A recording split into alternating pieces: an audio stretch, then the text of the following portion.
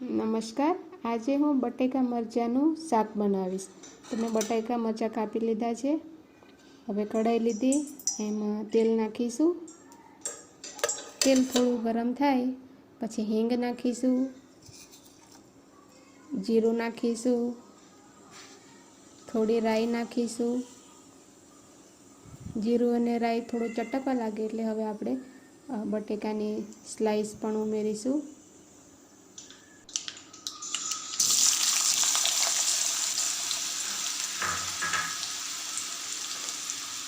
થોડી હળદર ઉમેરીશું અને હલાવી લઈશું। આ શાક ખાવામાં બહુ ટેસ્ટી લાગે છે અને ઝટપટ બની જાય છે। તો આ રીતે તમે બનાવશો તો આ શાક તમને ખૂબ જ ભાવશે।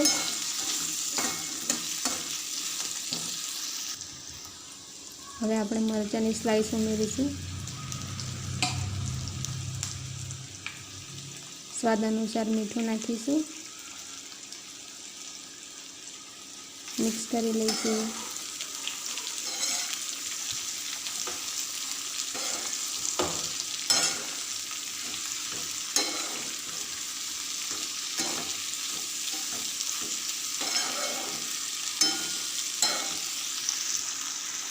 હવે આપણે લાલ મરચાં અને લસણની ચટણી નાખવા માટે આપણે થોડી જગ્યા બનાવી લઈશું। એમાં ચટણી નાખીશું।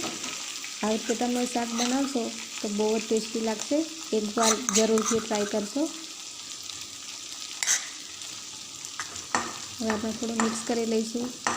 જે શાકમાં જે તેલ છે એમાં થોડું ચટણીને પણ ચડવીશું।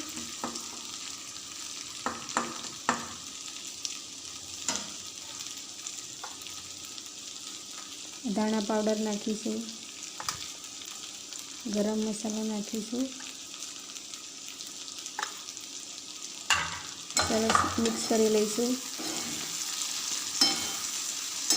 2 મિનિટ માટે સરસ અને તેલમાં ચડવીશું તો શાક બહુ જ ટેસ્ટી લાગશે। જરૂરથી ટ્રાય કરજો। બહુ ઝડપી આ શાક બની જાય છે। ચટણીના લીધે આ શાક બહુ જ સારું લાગશે। જો તમને આ વિડીયો ગમે તો જરૂરથી ટ્રાય કરજો, શેર કરજો, લાઈક કરજો અને સબસ્ક્રાઈબ કરવાનું ભૂલતા નહીં। તો આપણું આ શાક રેડી થઈ ગયું છે।